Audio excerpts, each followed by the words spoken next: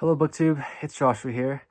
Today I'm going to be showing you two new books that I got at a used book store in Calgary. I went today. I bussed down to a store called Fairs Fair Books, which is my favorite store in the city. And the reason why it's my favorite is because they have the biggest selection of used books out of all the stores. And they also tend to be they tend to be fairly picky about what they sell. So I think they'll usually only take higher quality used books, which means that the books aren't super cheap, but they're almost always cheaper than full price. So it's nice to go there and find things that I've been having my eye on. And so I found two things that I'm really happy about. Uh, so the first book that I got was Mavis Gallant, and this is her short story collection from the 15th District. I've been hearing a lot about Mavis Gallant for a while now. I've read some reviews by Steve Donahue on her, and I think Steve also mentioned her in one of his Hedgehog recommendation videos. Uh, I also read some other things about her, and yeah, I've been reading in general to read more Canadian literature, and because I've heard about her so much, I figured I would grab a volume. I think there was one other short story collection at the store there, and it was I think it was called something like Across the Bridge or something along those lines.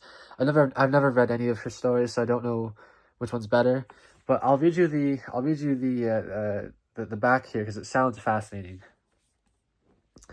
Set in Europe in the aftermath of the Second World War, the 9 stories in this glittering collection reflect on the foibles and dilemmas of human relationships.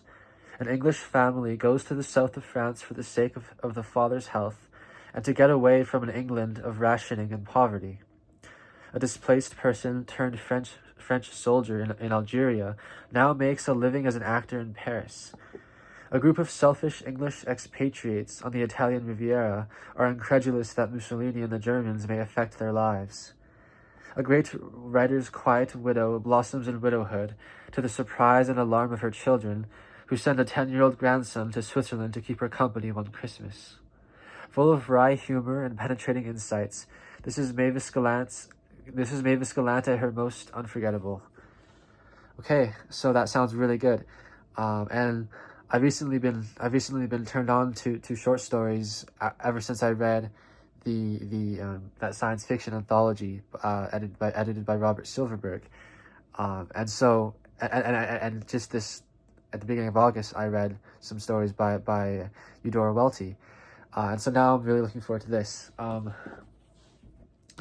Next up though, I have well, I'll just show you the book here. I have Alexander Hamilton by Ron Chernow.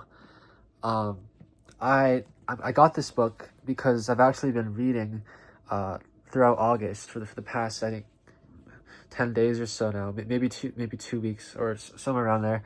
I've been reading a biography of George Washington called Washington the Indispensable Man by James Thomas Flexner, I believe. And I've been really enjoying it. That book has been really, really good. And I wanted to read more in that time period. I wanted to read more about the American Revolution and and also after it, the creation of the Constitution, and and you know, I remember reading some of the controversies or some of the problems that had to be solved in Washington's presidency, and the two big actors in some of those problems were, one was Alexander Hamilton and the other was Thomas Jefferson. And I actually went to that store more looking for a biography of Thomas Jefferson. I had heard from Steve's channel, from scouring through Steve's channel as I usually do. I had heard that Fawn Brody's biography of Thomas Jefferson was really good, but I couldn't find it there. But I did find this, so I got this. And yeah, I'll be really interested to learn more about Alexander Hamilton's role in, I believe he created a lot of the financial institutions that are still active today in American politics. And so yeah, I'm really looking forward to this. I've heard that Ron Chernow is very readable, and yeah, that is pretty much it. I hadn't been to Ferris Fair in a while because well, it's kind of far away from my house. It's a 45-minute bus ride or so.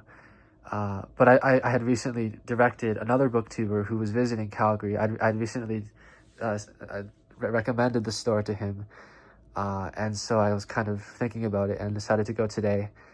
And yeah, that's pretty much all I have to say.